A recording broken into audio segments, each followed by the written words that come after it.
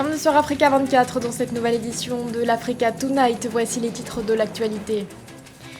Ouverture du 34e sommet de l'Union africaine ce 6 février. Ouverture marquée par l'accession du chef de l'État congolais Félix Tshisekedi au poste de président de l'organisation. À l'heure où la deuxième vague du coronavirus sévit sur le continent, le président de la RDC entend mettre l'accent sur la population. Le 34e sommet de l'UA, aussi marqué par l'élection des membres de la commission de l'organisation. Avant cette échéance, le Nigeria est venu solliciter l'appui du Cameroun. À cet effet, le président Paul Biya a reçu l'ambassadeur Joseph Kessy. Et enfin, la médecine traditionnelle, une méthode privilégiée par la Tanzanie pour faire face au coronavirus. Les autorités ont en effet exprimé une certaine défiance à l'égard des vaccins. Les détails à suivre dans ce journal. Mais tout d'abord, il a été investi par son parti, le Mouvement patriotique du salut. Au Tchad, le président Idriss Déby Itno est officiellement candidat à la prochaine élection présidentielle prévue pour le 11 avril 2021. Il brigue un 6e mandat. S'il est au pouvoir depuis 1990, l'actuel président reste le grand favori de ce scrutin. La communauté internationale le considère par exemple comme un allié majeur dans la lutte contre le terrorisme, l'armée tchadienne étant considérée comme l'une des plus expérimentées de la région. Le terrorisme et l'insécurité étaient d'ailleurs au cœur de son discours d'investiture. Le président Idriss Déby Itno dit vouloir les endiguer pour permettre au Tchad, je cite, de poursuivre sa marche vers la voie de l'émergence. Dans l'actualité également, le président de la République démocratique du Congo, Félix Tshisekedi, prend les rênes de l'Union africaine.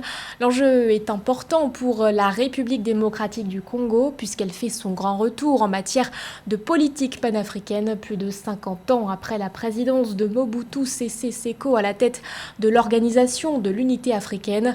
Dans son discours, le président Félix Tshisekedi annonce d'emblée vouloir donner la priorité au peuple, à l'heure où la deuxième vague du coronavirus fait rage sur le continent. Le chef de l'État congolais succède ainsi à son homologue sud-africain, Cyril Ramaphosa. La passation de pouvoir a eu lieu ce 6 février à l'ouverture du 34e sommet de l'Union africaine. Pandémie de coronavirus oblige, cette rencontre est organisée par visioconférence. Un sommet qui sera également marqué par l'élection du nouveau président de la commission de l'UA. Je vous propose d'écouter le président Félix Tshisekedi. L'épidémie de la Covid-19 nous a tous rappelé que les virus et les maladies ne connaissaient pas de frontières. C'est pourquoi je travaillerai avec les dirigeants de l'UA pour faire des soins de santé primaires et universels et de la vaccination des piliers clés de notre action dans l'année à venir. Notre engagement à protéger les Africains contre les maladies épidémiques et à les éradiquer, comme nous avons fait avec la poliomyélite sauvage, doit être au centre de notre vision d'une Union africaine prospère. Car il n'y a pas de prospérité et de bien-être sans santé.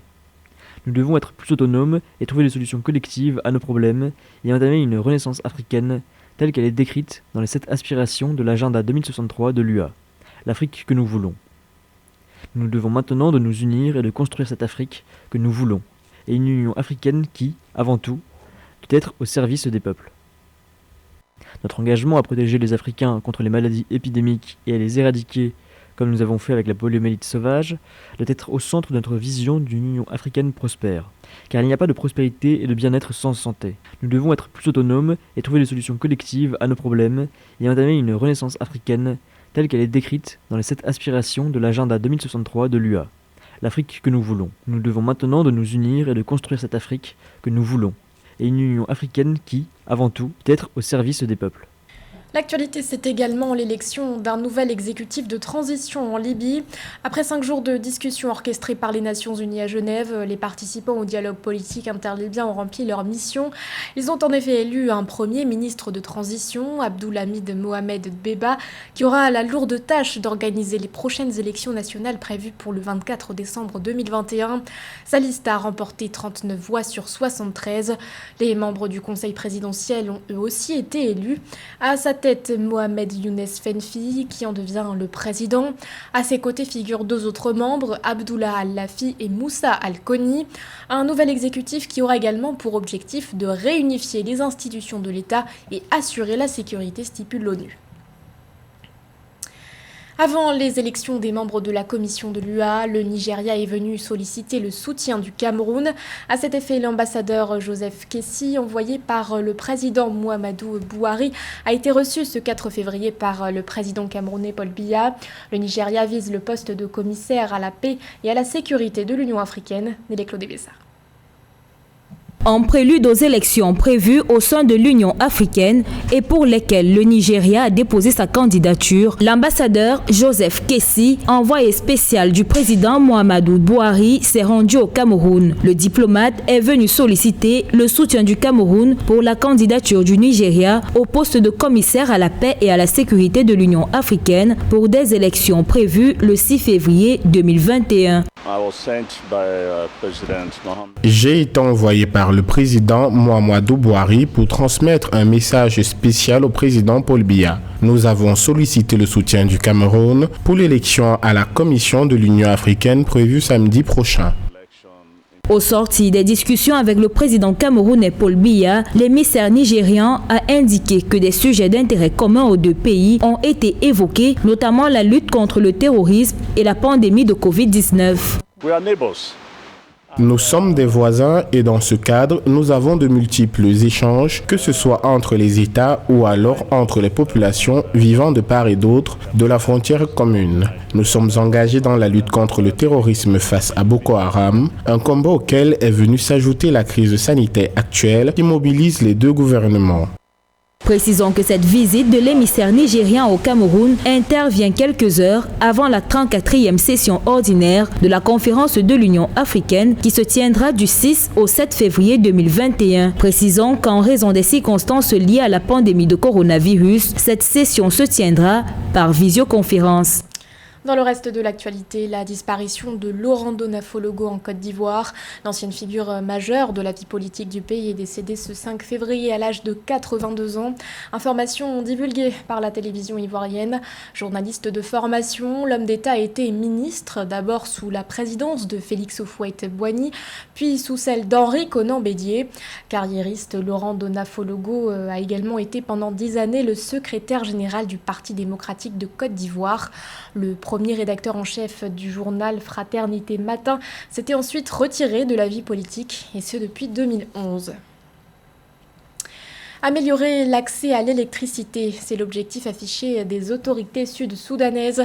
Pour y parvenir, la Société publique d'électricité du Soudan du Sud prévoit une réhabilitation du réseau national. L'enjeu est considérable pour le pays puisqu'en 2018, la Banque mondiale estimait que seuls 5% de la population sud-soudanaise avait accès à l'électricité. Nélé Claude Bessard. Alors que le Soudan du Sud sort des décombres de la guerre civile, ses dirigeants commencent à construire le secteur électrique du pays. En effet, le pays multiplie les stratégies de développement du secteur électrique afin d'étendre les systèmes de distribution des villes vers les zones rurales. Le pays ambitionne la réhabilitation du réseau national par le remplacement des infrastructures, l'entretien du réseau et l'expansion, selon les responsables de la Société publique d'électricité du Soudan du Sud. Diversifier les sources d'énergie du pays en mettant l'accent sur les énergies renouvelables et bien sûr utiliser les ressources pétrolières pour mettre en place des centrales. Le Botswana confronté à une hausse de son taux de chômage. Malgré les efforts déployés par le gouvernement, le statisticien Burton Mguni annonce une augmentation de l'ordre de 1,3 points de pourcentage. Dans les détails, le taux de chômage est passé de 23,2% au premier trimestre de l'année 2020 à 24,5% au quatrième trimestre. Les explications de Lorita Simbo. En dépit des efforts du gouvernement, le taux de chômage continue d'augmenter au Botswana. Les données du statisticien général, Burton Mguni, indiquent que le taux de chômage dans ce pays a augmenté de 1,3 point de pourcentage, passant de 23,2% au premier trimestre 2020 à 24,5% au quatrième trimestre 2020. Pour lutter contre le chômage au Botswana, il faut diversifier l'économie. Il ne faut pas seulement penser à l'exportation, il faut penser à privilégier les investissements dans le secteur privé, à financer des nouveaux hommes économiques qui vont développer des initiatives à grande capacité d'insertion des jeunes. Le ministère des Finances et du Développement économique, lors de la présentation du budget 2021-2022, a précisé que le chômage touche particulièrement la population jeune. Les chiffres du ministère montrent que le taux de chômage des jeunes avait augmenté de 1,9 point de pourcentage au cours de la même période, passant de 30,5% à 32,4%. C'est à la fois un problème basé sur le type de l'économie, sur la politique de l'économie, sur le manque d'investissement dans la création d'initiatives privées. C'est ce qui fait qu'il n'y a pas assez d'emplois et du coup, c'est le chômage. Le gouvernement botswanais poursuit son plan d'élaboration d'une politique nationale de l'emploi visant à promouvoir un emploi productif, rémunérateur et décent pour le Botswana. Lancée en 2020, celle-ci devrait être finalisée au cours du premier semestre 2021. Malgré cet handicap au développement social, l'économie botswanaise présente les fondamentaux les plus solides en Afrique australe, selon l'Organisation internationale du travail. À l'heure où plusieurs pays africains ont débuté leur campagne de vaccination contre le coronavirus, la Tanzanie choisit la médecine traditionnelle. Par la voix de la ministre de la Santé, Dorothy Gwajima, les autorités affirment qu'elles ne comptent pas se lancer dans la course au vaccin. Elles émettent un doute quant à leur sûreté. Joël-Marie Malou. Au moment où le monde s'empresse d'acquérir le vaccin anti-Covid-19, les autorités tanzaniennes méfiantes décident de se tourner vers la médecine traditionnelle. Cette opération vise à promouvoir des remèdes traditionnels dont certains, fabriqués localement, ont même déjà été approuvés par les services compétents du pays.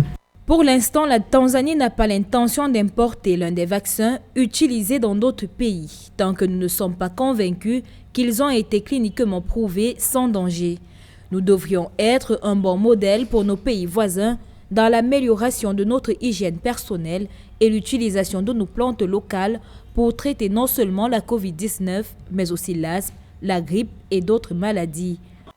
Depuis le 1er février 2021, le gouvernement tanzanien a lancé une campagne nationale pour promouvoir la thérapie à la vapeur. Une thérapie qui consiste en une concoction d'herbes infusées de Nîmes, de gingembre, de l'ail et des citrons pour renforcer l'immunité et freiner la propagation de la Covid-19. La médecine traditionnelle, même si c'est un placebo, est très utile pour la prise en charge de Covid. N'oublions pas aussi que le Covid, nous le savons déjà, que 90% des personnes guérissent de manière naturelle et spontanée, quel que soit le pays, la zone ou l'endroit d'où il vient. Le Covid, effectivement, oui, a besoin de tout type de médicaments s'il pourrait aider la personne à se sentir mieux. Selon les membres du gouvernement tanzanien, l'existence d'une maladie ne crée pas en soi un vaccin, ni ne signifie qu'il est facile d'en fabriquer un. S'il existe une urgence mondiale pour l'acquisition d'un vaccin anti-Covid-19, l'urgence en question ne s'applique pas à la Tanzanie car, en termes de chiffres, depuis l'apparition du premier cas, la Tanzanie dénombre 509 cas confirmés pour 21 décès. Ce journal a été réalisé par l'ensemble de la rédaction. Merci de votre fidélité. L'actualité continue sur Africa 24.